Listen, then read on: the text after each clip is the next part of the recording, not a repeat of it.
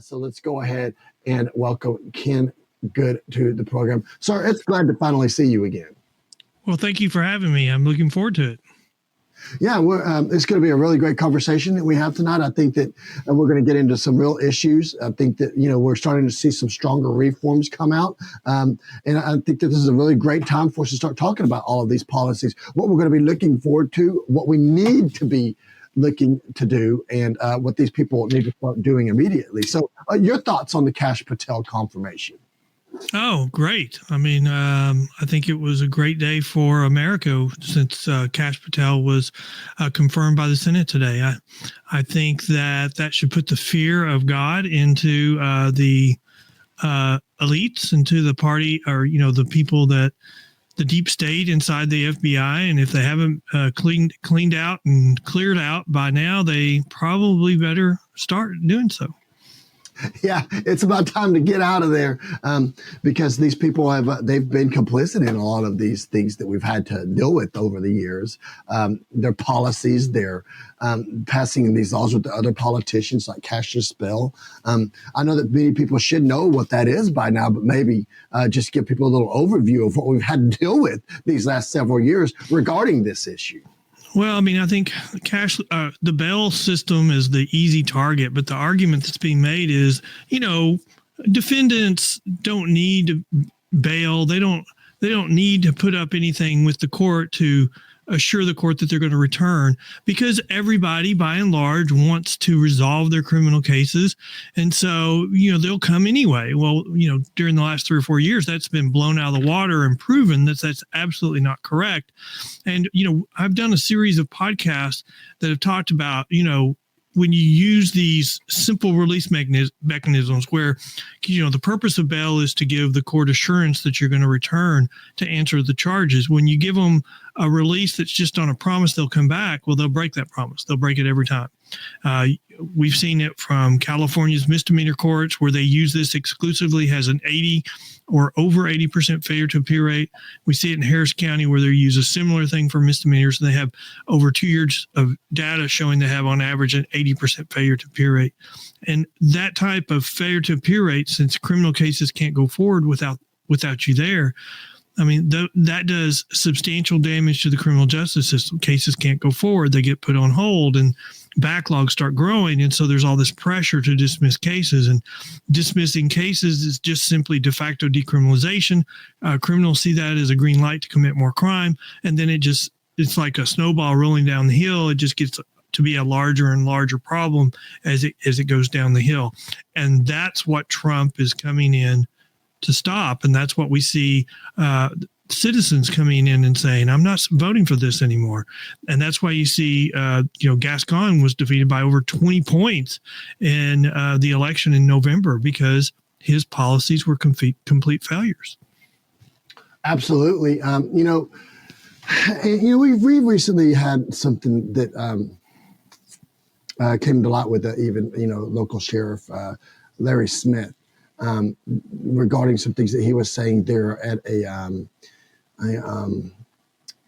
town hall, where he was it seemed like he was kind of pandering to the illegal aliens and stuff, but even talk about them, not cooperating with us. But he also talked some things about bond here, that releasing them out on bond. Why would something like that occur if you have somebody and you find them to be of that they could post bond? I mean, why should anybody who is an illegal alien be able to post bond? Well, that's a good question, and that's where we are in our country right now. Well, we're trying to decide that. There was a proposed constitutional amendment that passed out of the Senate yesterday, SJR 1 in Texas, where it says that if you're here illegally and you're charged with a felony, that you're not eligible for bail. The response to that is, what is the end game we're looking at? Are we looking at to hold people so that they can respond to their criminal charges, so that we can get our pound of flesh and punish them? Or are we looking to finding them and then deporting them? And that's really where we are. If we are denying them bail so we can deport them, that's one thing. If we're denying bail so that we can get them through the criminal justice system and try them and then put them in the prison system, that's another. I don't think we've decided as a society what the end game is that we want. We know that we don't like what Biden and his administration was doing, and so now we're at the point of deciding how we're going to address this going forward. Well, Ken, how has this issue over time affected prisons? How has this affected the people that are going in there and the people that are not going in there? Is this causing a lot more problems and pressure there in that system? Well, I think, the immigration issue is going to be a big problem going forward because there's been a change in administrations. There's a change in policy, and we want more people to be deported. And so this no enforcement is going away. And we've got competing against that. We have the Texas Constitution that says everybody has a right to be bonded out of jail with sufficient sureties as long as it's not one of these specific categories of crime set out in the Texas Constitution. So the problem is you have a right to be bonded out of jail, but once you're bonded out, if there's an ICE hold on you, then you're turned over to ICE because there's no reason for the jail to hold you, and they're going to turn you over to the next person that has a hold. Well, the ICE hold is to deport you. So is that what we want as a society? We get people out of jail so that they can be deported, or do we just want to hold them in jail for felony offenses and prosecute them, or do we want to hold them in jail and then deport them? This is a huge issue going forward. I mean, it's a huge issue for society, for criminal justice, for the prisons, but also for the bail industry. Because as we're moving forward, I mean, the purpose of bail is to not bond somebody out and then have them be deported, only for the bondsman then to pay 100% of the bond because they're not going to appear in court. I mean, if you get deported, there's no defense to the bond forfeiture. So we've got to find a solution that's workable. Like what we've been doing for the last few years was the extreme left's approach, and the extreme left's approach is we're not going to hold anybody. That's caused crime to increase. Now is with the pendulum swings to the right. If it swings too far to the right, it's going to be hold everybody, and the public's not going to pay for that. So we've got to find some middle ground.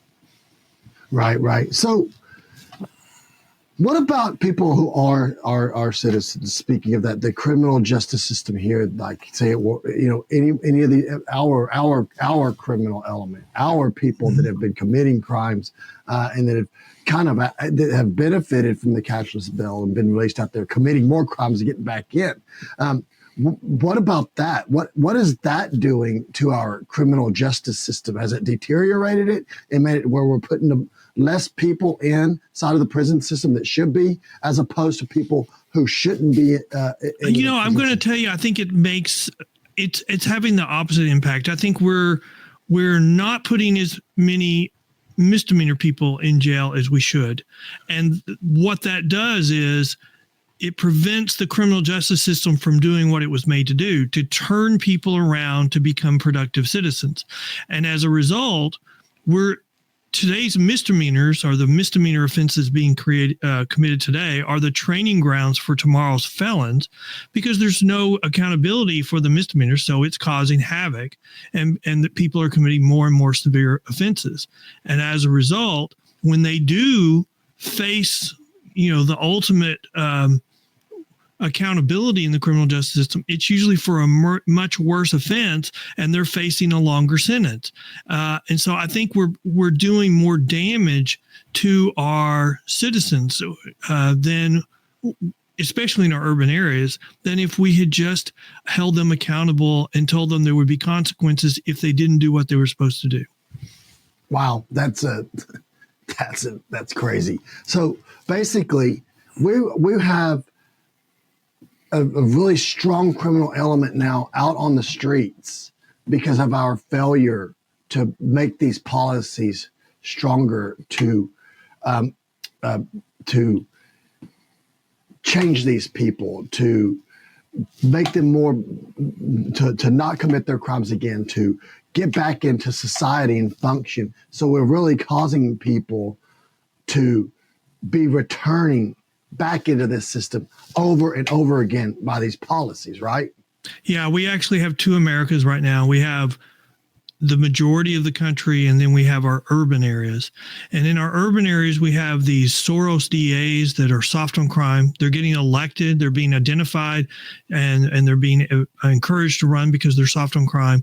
And then they're being invited to these seminars, and they're told, here's what you're going to do because we got you elected. And it's all these policies. They're not going to seek enhancements. They're not going to seek long sentences. And so it's just it causes people to see that as a green light to commit more crime. Then we have all these groups for pseudoscience that gives them studies or pseudo studies that say, hey, when you enact all these policies we want you to do, it won't impact crime. And then the last group is these PR firms that work with them to sell it to the public. As we go forward and Trump turns this country around, as we go back to what we know works, the difference between our urban areas in crime and the rest of the country is going to get worse and worse. I think Trump has declared war on gangs and cartels and declared them kind of terrorist groups.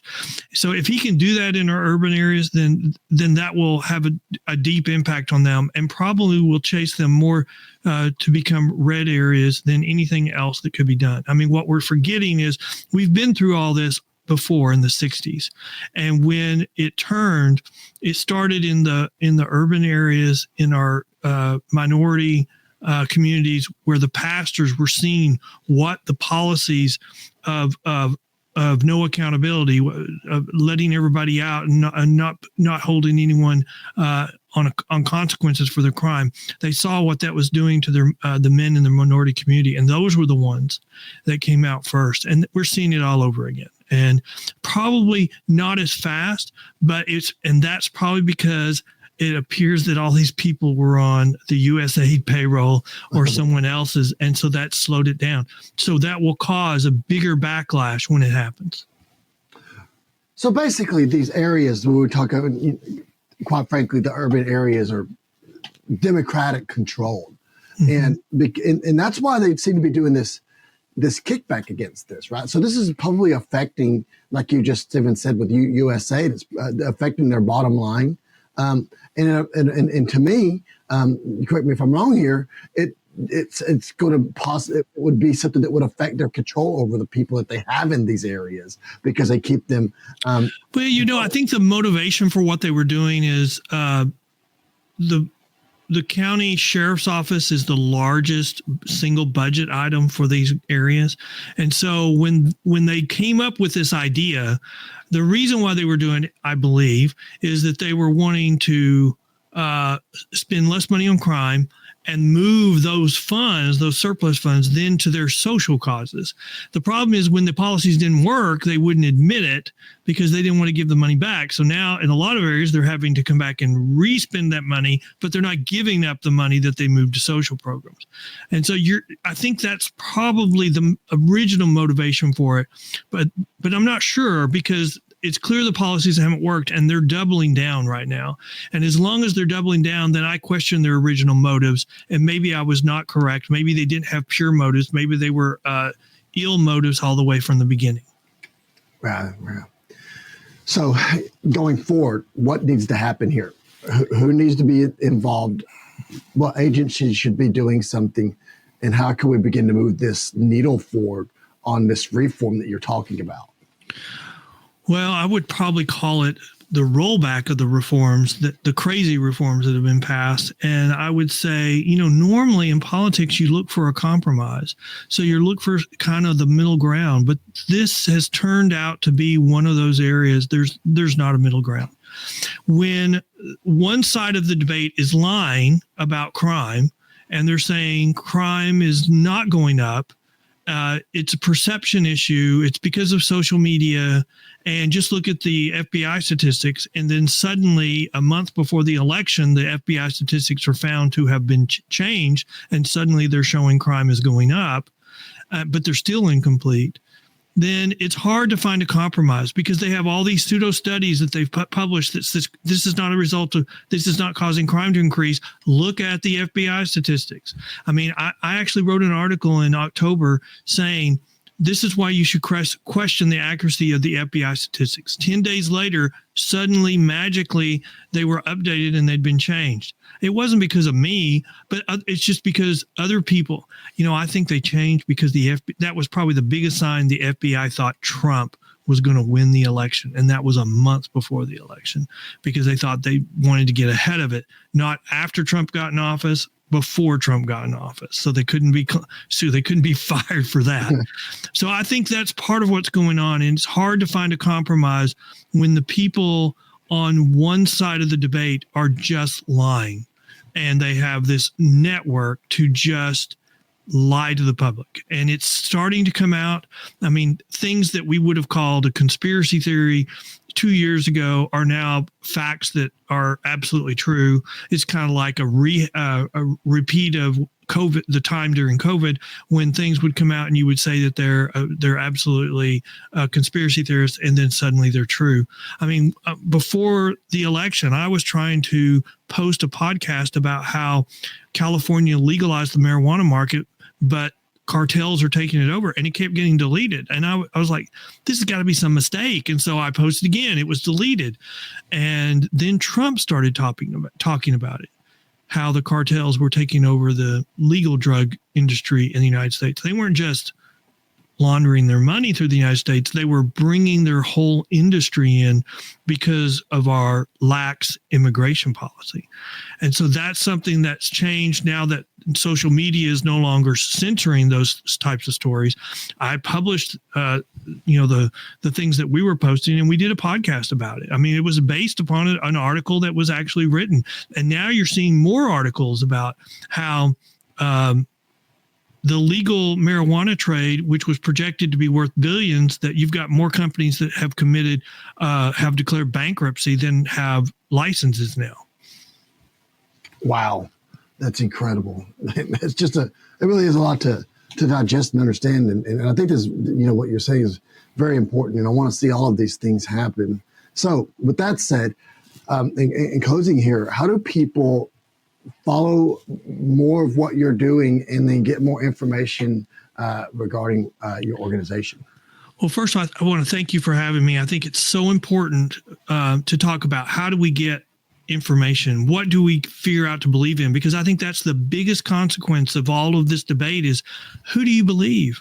I mean, when you've got historically, the police are the ones that have the data that we have always believed in. And we've now got these groups saying, oh, don't believe the police.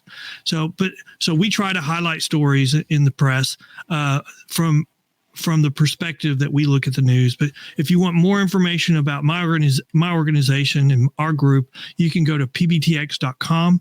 You can also go to the Bell Post, which is our podcast where we just talk criminal justice issues. Awesome. Well, Ken, I really appreciate you coming on once again. Look forward to having you more in the future. I know that you're out there busy, but we'd like to see more of you, hear about these issues, and see real change occur. All right. Thank you, sir.